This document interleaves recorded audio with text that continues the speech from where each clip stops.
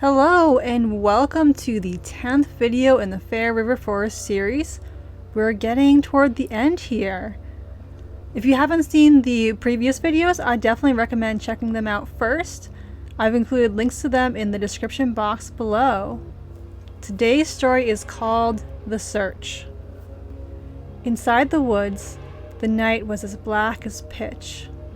Although the moon and a smattering of stars had been visible when Jane, Grace, and Jane's father Keith stepped from Keith's rusted-out Chevrolet pickup, the dense canopy of foliage overhead blotted out the sky.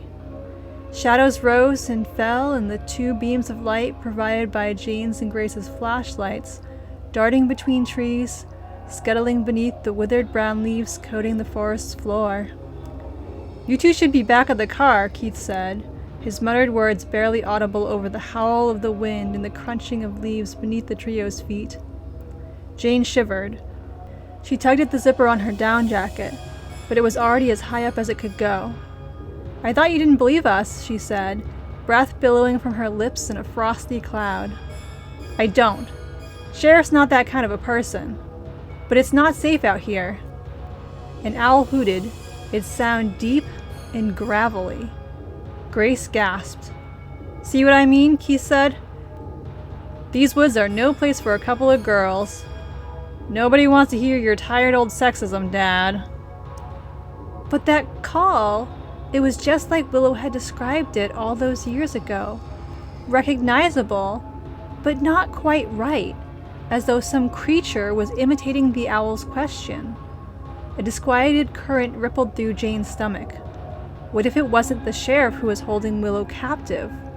Bullets might stop humans, but if the legends were true, their guns would be useless against supernatural beings.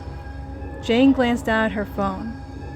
The blue arrow on the map tracing their path continued at its glacial pace. It seemed like they should be almost there, but she had felt that way since they had entered the woods. The woods were not expanding, were they? Those were just stories the kids told to frighten one another. Space could not warp of its own volition.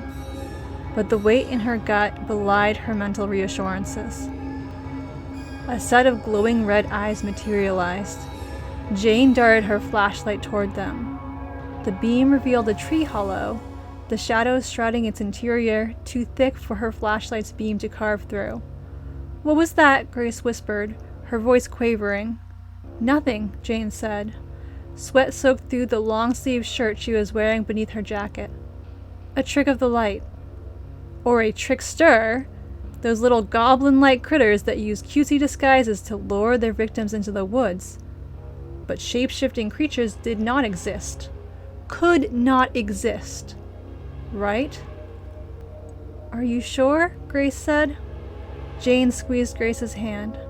The thickness of their gloves dulled the sensations, but Jane felt Grace's hand tighten around hers. For an instant, the fear that had clouded Jane's head slipped away. A heady sensation took its place, warming her to her core.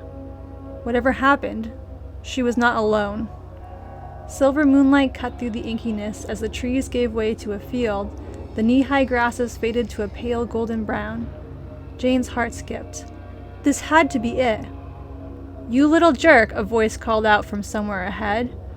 Jane's stomach dropped as the blood in her veins turned to ice. She tucked her phone into her pocket and pulled out her father's revolver. It felt heavy in her hands. Keith Howard's shotgun clicked as he flicked off the safety. "You girls hang back." I hope you enjoyed today's story. If you did, consider giving it a like or letting me know in the comments. I post new videos twice a week. Funny or outrageous ones on Wednesdays and spooky ones on Sundays. Thanks for watching, and have a great day.